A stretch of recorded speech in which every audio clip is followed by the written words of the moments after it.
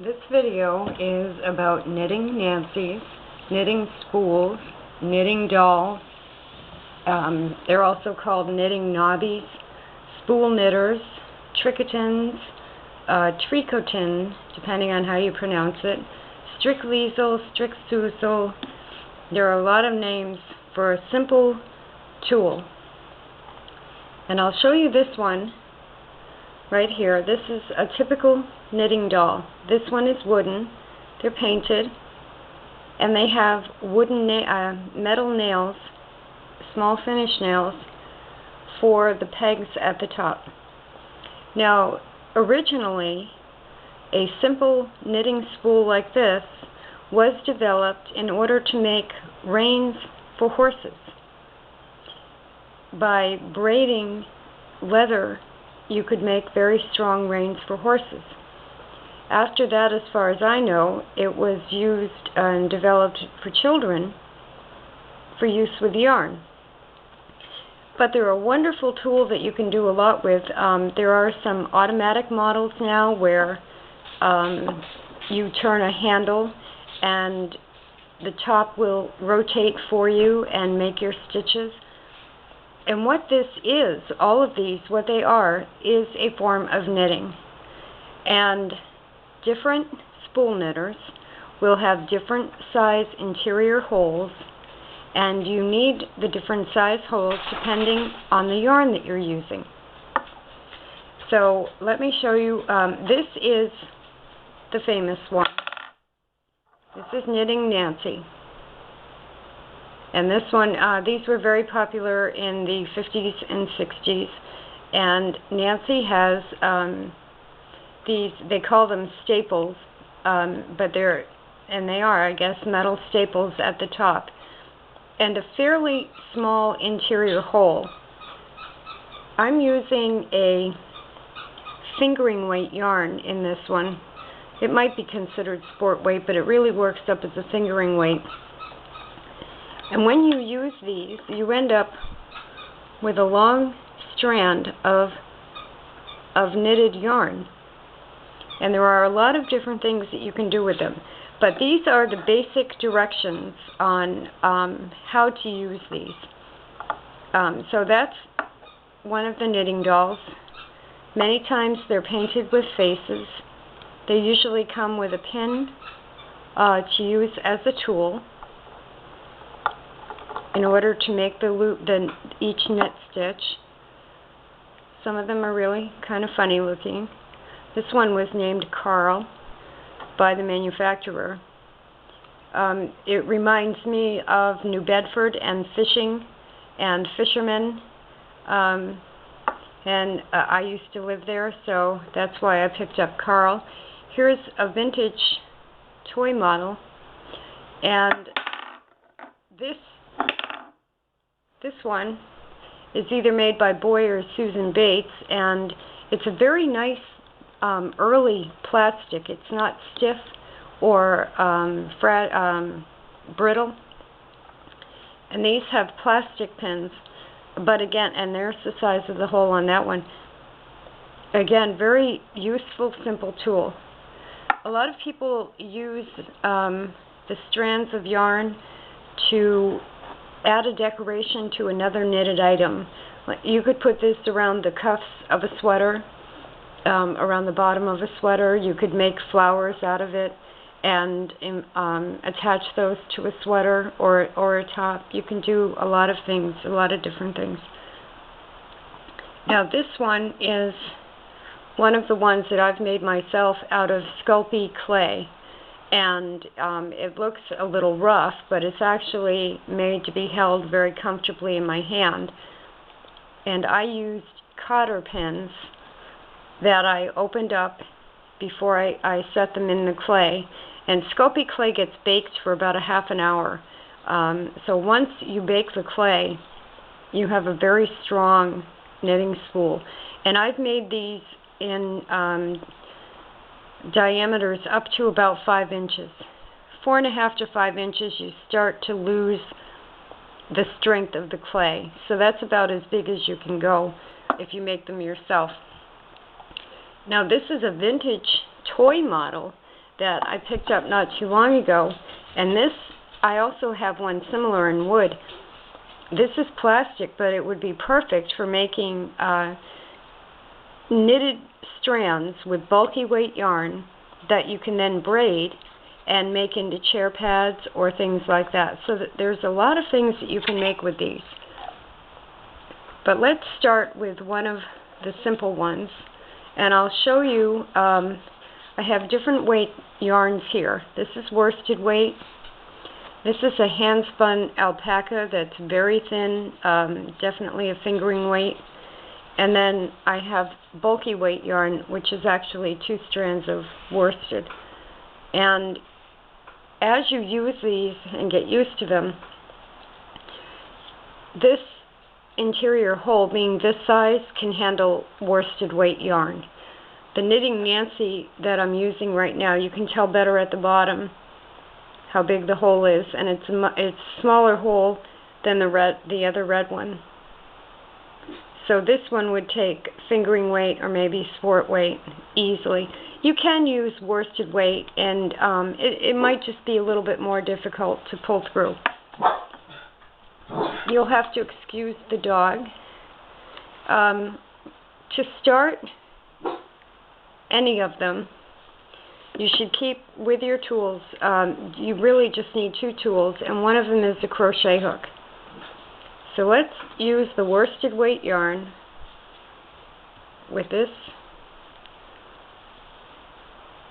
spool knitter. And what I do is lay the yarn across the top of the hole, put the crochet hook up through the bottom of the hole, and just pull your yarn down so that you have several inches coming out of the bottom. That way, as you start to knit, the bottom edge doesn't get pulled back up and you lose the ability to do that. I'm going to hit pause for a minute. I think there are some workmen here. I apologize for that. They were here and now they're gone. So you've used your crochet hook to pull the thread, the yarn down through the bottom, and it's very simple to start a stitch. What you need to do is wind the yarn around the top of the knitting spool. So come out between 2 pins, and you're winding in a clockwise direction around all 4 pins.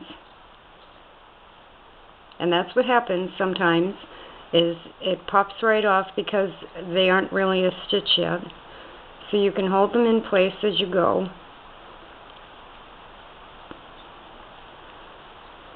Now a lot of people, I had made some of knitting spools for my son and given him some paracord, because you can make an emergency rope out of very strong paracord in one of these.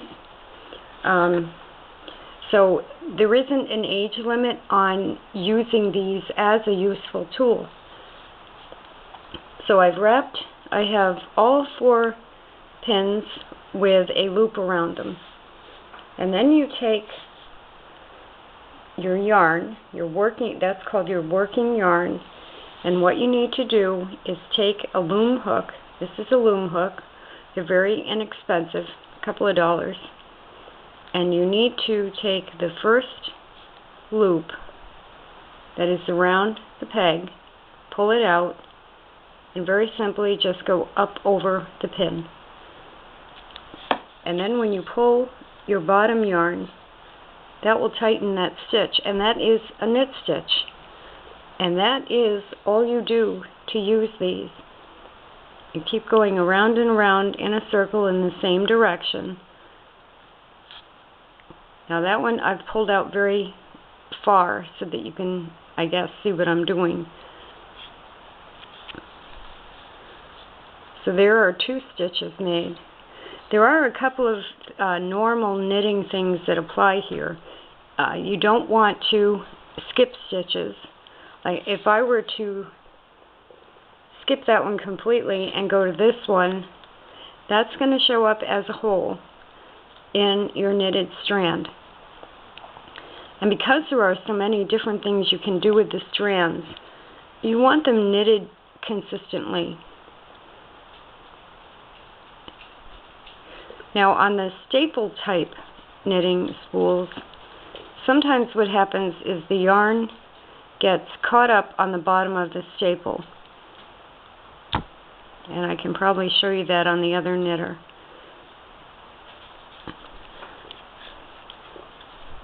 So there I've gone around, I guess it's just 3, let's do this one.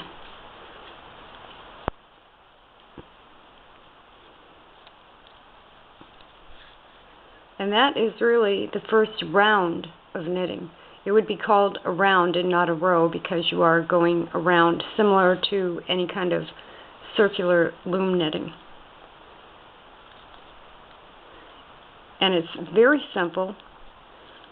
And as long as you have enough of a yarn to pull on the bottom, you just keep doing that and you end up with a strand. They sell weights that will clip on here if you want to make sure that you don't pull the bottom yarn back up again. So there you go. Now you can take this with you anywhere. It sticks in your pocket, and what I do is I keep one in my pocket, and I could be at the pharmacy waiting for them to fill a prescription. I could be at the doctor's. I could be anywhere, really. And I can pull this out of my pocket and just keep making strands. Now on the Knitting Nancy one, I don't think I have any stuck right now. If the yarn gets caught on the bottom of the staple, you won't be able to pull the strand through. And that's how you'll know.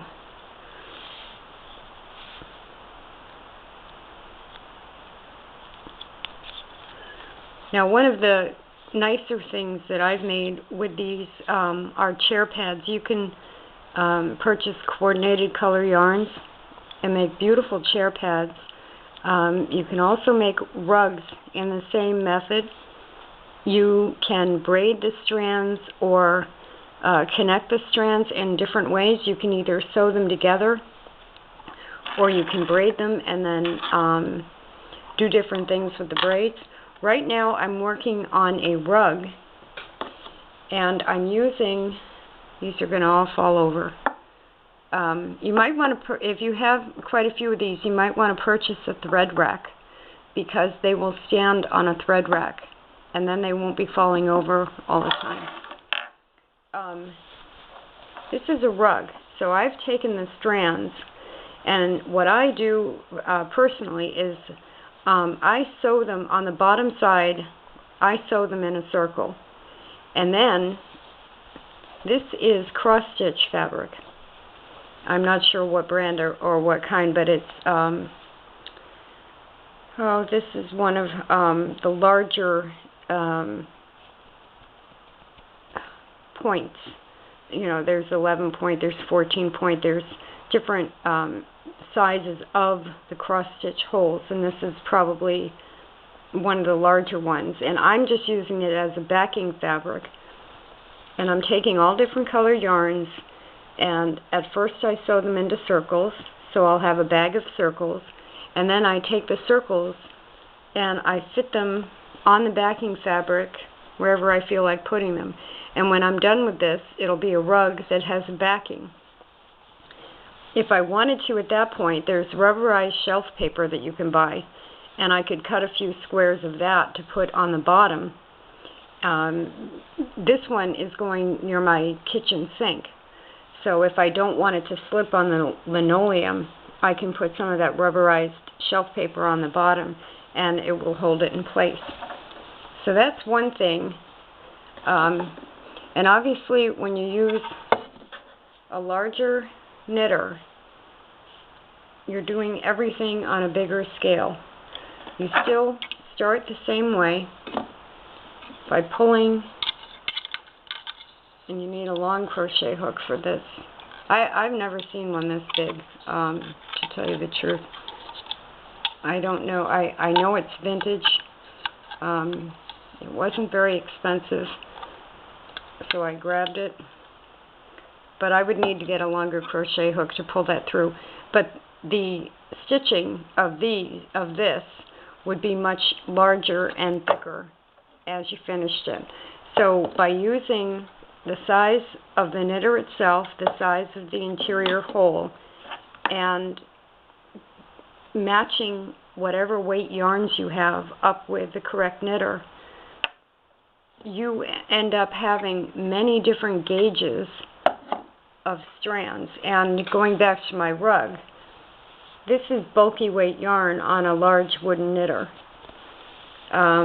This is worsted weight vintage wool. This is modern wool blend worsted weight. And this is, I think, hand spun. So you can use anything you want, really. Any type of yarn you want.